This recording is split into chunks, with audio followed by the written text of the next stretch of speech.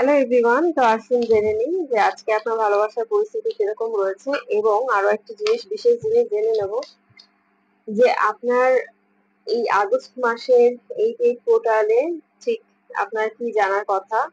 দেখুন, আমি শুধু বলেছি ভালোবাসার পরিস্থিতি কিরকম রয়েছে, সেখানেই আপনার জন্য 3টে কার্ড বেরিয়ে চলে এসেছে।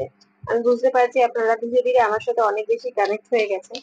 তবে এই ভিডিওটি যদি আগস্টের 8 তারিখের আগে আপনাদের চোখে পড়ছে, তাহলে জানবেন আপনাদের কাছে ঈশ্বর নিশ্চয়ই কিছু সংকেত দিতে চাইছেন। সেই জন্যই এই ভিডিওটি আপনাদের চোখে পড়ছেন, দয়া করে এড়িয়ে যাবেন না। পুরো ভিডিওটি দেখবার জন্য অনুরোধ রইল, আর সাবস্ক্রাইব করে আমার সাথে থাকার জন্য আমি অনুরোধ করব।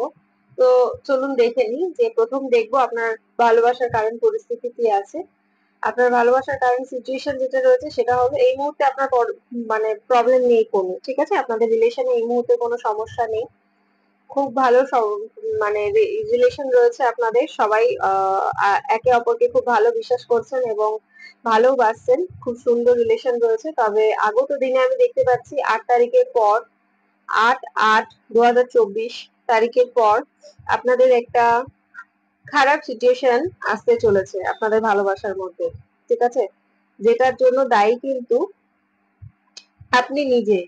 আপনি কিন্তু একটু অন্য দিকে আপনার মন চলে যাচ্ছে। এখন যদি সেটা নাও বোঝেন, 8 তারিখের পর আপনারা ডেফিনেটলি বুঝতে পারবেন।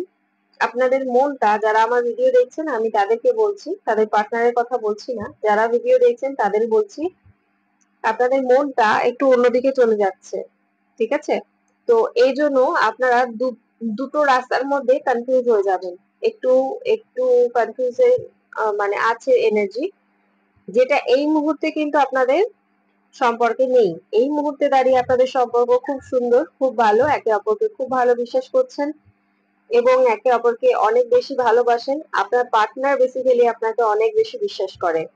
আপনি কিন্তু আগত এই 8 তারিখের পরে আপনার মনে এই মুহূর্তেই দাঁড়িয়ে অন্য কারোর জন্য ভালোবাসা আছে বা ফিলিংস আছে।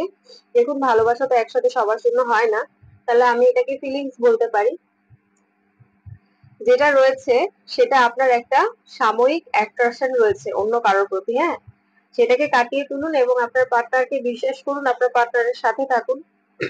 যার প্রতি আপনার ফিলিংস রয়েছে সে কিন্তু আপনার জন্য সঠিক মানুষ হবে না।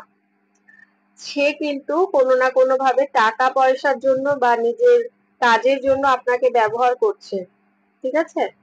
তার ভালো লাগা বা সে যার নিজের ভালোবাসাটা আপনার কাছে ফুটিয়ে তুলছে সেটা আসল নয়, সেটা কিন্তু নকল। আর আপনি তার সেই ভালো লাগা বা তার সেই ভালোবাসাটা দেখে আপনার বর্তমান পার্টনারকে চিট করবার একটা সম্ভাবনা কিন্তু নিজের মনে নিয়ে চলে এসেছেন, যেটা খুব ভালো করে প্রকার হবে 8 তারিখের পর। এবং আপনি অন্ধের মতন বিশ্বাস করছেন এই মুহূর্তে যে আপনার মনে রয়েছে তাকে, আপনার ভালোবাসাকে নয়।